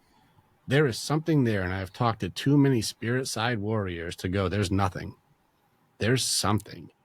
Like there definitely just something is. there. And if you surrender on that side, you feel Super Saiyan strong. You go 10x. Like you're like, damn, I feel more empowered and more free than ever. Now, heart and spirit side, when you surrender, you level up. But on mind and body side, if you surrender, you quit or you failed or you lost. Fall. Yeah. See, now this is why some of these words get tricky because we have to work on all sides of our cube. Some sides that's bad, but some sides that's good. Is that the same? No, but they're different sides of the same cube though. So you still have to learn which ones are which to balance yourself out. And that's why this game is so tricky to do by yourself. See, I see where you're going with this. Yeah. So now when it comes time to find balance, I'm picking up what you're putting down. I have to and I don't think my armor. The people who are listening may not pick up what I'm picking up right now, but and we'll talk about it offline. But This is just two experts talking. You get it. No, 100%. You know, when I talk about getting naked and taking that armor off and becoming vulnerable, it is so that you can find the healing you need. I don't take my armor off when I'm out in combat. I take it off when I'm back in a safe space or a safe place, or I'm back, you know, surrounded by other people who can protect me while I'm being vulnerable. You know what I mean? There's that trust. Like I have to have a tremendous trust before I can be brave enough to be vulnerable. So now we're training guys to know the difference, know each Right. side, know themselves, being able to know this is when I have to have the armor on, the armor off. And then that there are other tools that are available, not only as unifying with men, but also some of the other things that you've been doing to help guys have a fighting chance to be able to work through their cube. Now, what are some of the other things you've been doing to help guys have an advantage while working on their cube? I try to give them this, talk to them about masculinity and the difference between masculinity and femininity, and being strong in their masculine self. I help them with business. I've helped them with leadership. And again, oftentimes the things that help them with business and leadership are those personal development things. Being strong in mind, being strong in body, going out and doing hard things, going out and expanding your capacity for work, for what you can actually endure. Mm-hmm. When I talk about, getting naked, naked is an acronym, and the N is never quit. The A is accept failure. The K is kill mediocrity. The E is expose your fears, and D is do the work. And there's a whole, I could talk for a very long time about those things, but those are, sort of my core values. Those are the things that I apply to everything in my life, and not everything at one time. Like sometimes I'm working on this one piece about being vulnerable, and I'm always working on something.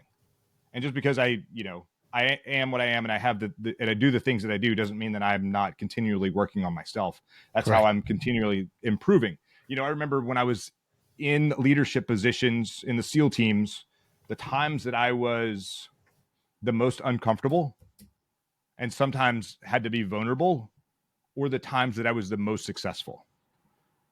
The times where I was like, I know what I'm doing. I got this. This is super easy. And I became complacent, and I fell on my sword. I failed miserably as a leader in the SEAL teams or in relationships or in whatever. Anytime that I became complacent and thought I knew the answer, I had the biggest failures, the times that I was uncomfortable. So the lessons I learned from that is I continue to stay uncomfortable. I continue to push myself. I continue to try new things. Being vulnerable is super hard. It's very hard for me. I've never been always thought it was a sign of weakness. And once I realized that I had to be brave enough to be vulnerable, that was like reframing that. And now I'm teaching other men to do that. Like, you know what? Maybe you're not brave enough to be vulnerable yet. So we're going to do some really hard stuff and break you down physically, which is going to break you down mentally and emotionally, so we can really expose the core of you, do that really hard thing, and now make you face that really hard thing. And help you work through that thing so that you can actually be the man that you're supposed to be. Yeah, I love that. The man, be a man. I did a 2-hour training on this 2 weeks ago. What's it mean to be a man? And we got into that, being tough and being aggressive and, push your feelings down and, don't cry and all these, like, be a man, like all that stuff. And I was like, I got a lot of guys who would walk into a firefight. I got police officers, I've got firefighters, I've got military, and all branches. I'm like, you name it, be a man. We got guys who will walk right into the fire. Let's go, right? But I was like, go ahead and show your vulnerability. Open your heart up.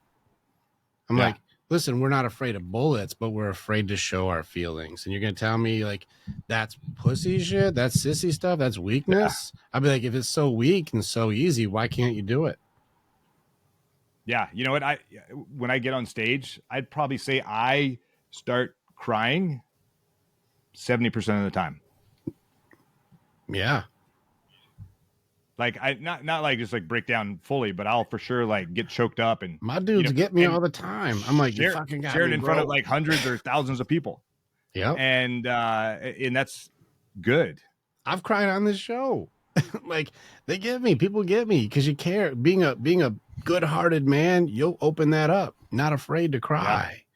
Not afraid. Yeah. Is it And because we're I'm like, weak? good. I used to be afraid of it. I used to be embarrassed by it. Now I'm like, I just embrace it. And I'm like, okay. And what I realized what happens is people see, like, they appreciate you being vulnerable. Mm-hmm. They see like a Navy SEAL come in, they're like, oh, he's hard, he's tough, he's whatever. And I, I am. Yes, I am. But I also have a heart. I have feelings. I will cry in front of men. I'll cry in front of women. I'll cry in front of whoever, which that would never happen. Once upon a time, never, ever, never. but that was the work that I've done. Yeah. And I'm not afraid to do that anymore. I don't really like doing it because it's hard to recover and then like deliver a powerful message. But actually, it's not. It's easy to deliver a powerful message when you're emotional. Yeah. No, I'm with you, man. This is something where when we challenge it, this is why I would probably send you that video. Just watch it. It's 2-hour training I did where it starts off. The first hour is us doing like the tough guy stuff we were taught to be. But the last hour is guys just, man, I fucking love you guys. Like, you guys are my brothers, man. I love you guys. And each guy was started like, first off, it's hard for me to say it, but I do absolutely love you guys. Let me get into it. Here's something for my vulnerability. And the guys would come in, and it's a bunch of badass dudes. Like I said, it's Marines, and it's other vets and Army, and they got Navy guys, and we got, Seabees, and we got all these guys in there. We got police officers, guys in uniform. There's guys on here, just tough dudes, truck drivers, and guys who are just linemen. We got all these guys in here who are like, I love you guys. I really do. You guys are my brothers. Yeah. You're my guys. And we can have that vulnerability and take your armor off. And you're going to tell me that's not what a man does? A real man doesn't say, I believe in you, or I'm proud of you, or I love you. A real man can't cry. A real man can't be a human being. I'm like, listen, permission to be human granted. Because that's not how that works. The toughest guys are like, I'm not afraid of what you're going to judge me on if I take my armor off, because judgments aren't going to do damage. Go ahead and do your worst. I know myself well enough that if I tell you, oh, William, you're 9 feet tall, you're like, well, that's funny. And maybe sometimes I wish, but I know that's not true. So you can't really hurt me with that one. No it's different. Interesting. This reminds me of like so this weekend at the project there was a gentleman, his name is John. He quit about 13 hours in. It's not because he wasn't capable of doing it. He's certainly capable of doing it. He just broke down mentally. It is physically challenging, but there's a mental aspect to it. And he was, he's a bigger guy, a little bit slower, a little bit old, 53 years old. And we're crawling around. They're crawling around in the dirt and like rocks and shit. It's like it's very uncomfortable. And he was way behind the rest of the class. And I would just come up there. I'm like, come on, man, I believe in you. You fucking got this. Keep fucking going. And what I didn't know at the time was 4 months ago, he was sitting on a park bench across from some lake with a 45 in his hand, ready to end it all. And something told him to stop. And then something told him to sign up for that program. And later on, I heard the story, and when he quit the program, I was like, let me have your number. I want give me your number right now. And he gave it to me, and then I texted him, and then I followed up. I'm like, hey man, how you doing? He was like, I cried for like an hour. It was very cleansing. But he's like, thank you for believing in me more than I believed in myself. All the instructors there, like the caliber that you are, like I can't like tell you how appreciative I am. And then he went home. And then he sent me a video of, with him and his wife. And he was like, listen, like, I know I didn't make it through the program, but you guys did more for me in 13 hours than I could have ever done for myself in my whole life. Like, you believed in me more than anyone has ever believed in me. Maybe not more than my wife, but, I feel like I have a new charter in life. I'm finding my mission. I'm finding my purpose. And I appreciate what you've done for me. And again, he didn't make it through the program, but the impact that the program had on him, because we were just encouraging him. Like, we saw that he wasn't as fast as everyone else. That's okay. Like, go through the process, do the work. He was doing the work until he didn't want to do that physical work anymore. But because we encouraged him to keep going, man, you got this. I believe in you. Like little words of affirmation. Like, they resonated like deep into his soul. And so I think that's a lot of what you're talking about right now. Absolutely correct. Yeah, we do it almost every day. We have the Warriors way is different, man. It's everyday training. Nobody's got support like we do. We do every day, sometimes a couple times a day. And like, that's hard. And so like, this is where our guys get together, and you can see the culture is you're never alone, and we've had to have those conversations with the guys with the next to the gun. We've had to have the conversations. I'm the only one who gets to have those, because nobody else, it's too much liability. I'm the only person who has to talk. Oh yeah. And those are tough conversations. And we've also found on how difficult it is when you're isolated. And isolation is killing our sons and our nephews and our brothers and our fathers. It's isolation because they have no purpose and they have no belonging and they have no value. And when you have a place that you belong, it changes everything. And so we created a nighttime group that's just for hanging out. Guys who have been into battle, we've gone in and fought demons and broken curses together. And so if you need to, they're proficient enough to have your back. But it's more important that you have somebody who like wants to hear the things that you care about. Joke around Yes. about something. You can talk about trucks or fishing or chicks or whatever. I don't care. You belong. Since we started that, it's been coming up on a year now. Since we started that, I got two guys that run it. Props to Phil and Chris. They run the nighttime group where they just go hang out. Since we started that group, we've had no calls.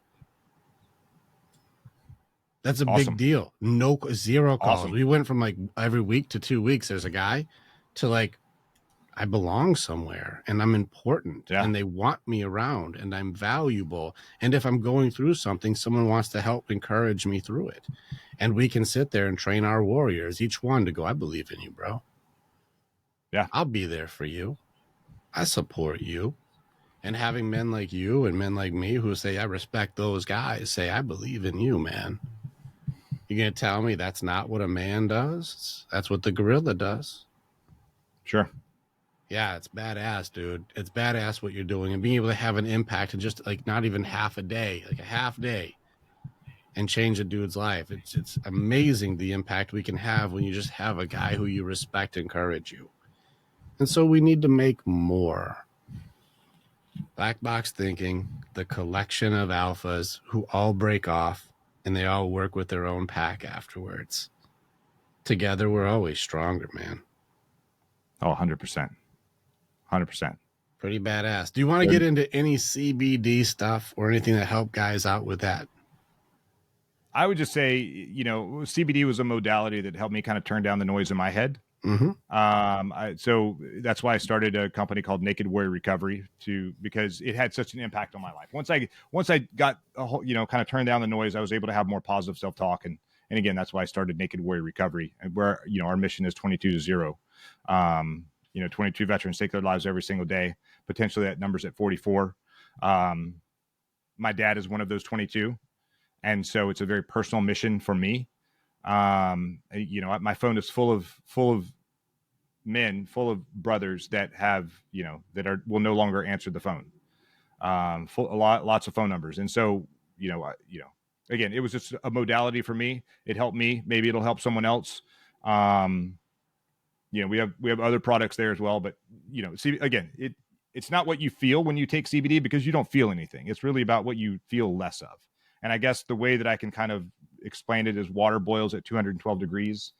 And I was probably living my life at 210 degrees. And after taking CBD, I kind of went from like 210 to 205 to 200 to 195 to 190, maybe 185. I got out of that boiling point, and I didn't know it until I stopped taking that first bottle of CBD. And then I started like things that started bothering me more again. And I was like, what was that? Maybe the CBD was the thing, because I didn't feel anything while I was taking it. And I took another brand. I had very similar results. So that's why I was like, oh, maybe it is, maybe it was.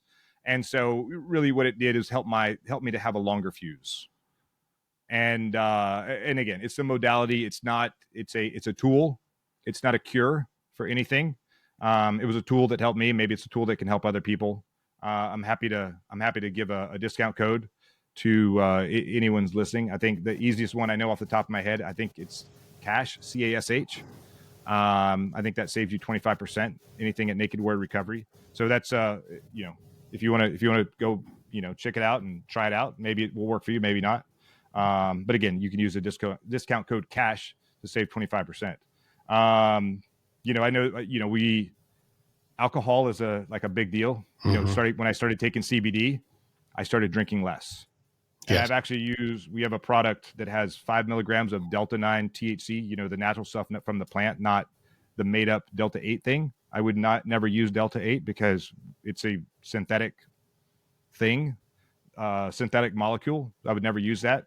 And so the thing that has helped me drink 95% less than I've ever drinking in my life was this gummy we call a buzzing gummy that has 5 milligrams of Delta 9 THC and 25 milligrams of CBD. It gives you the same feeling as alcohol but you don't have the hangover you do the next day. And really what I found was alcohol was the way I was drinking. It was just a habit that I had, and a really terrible habit.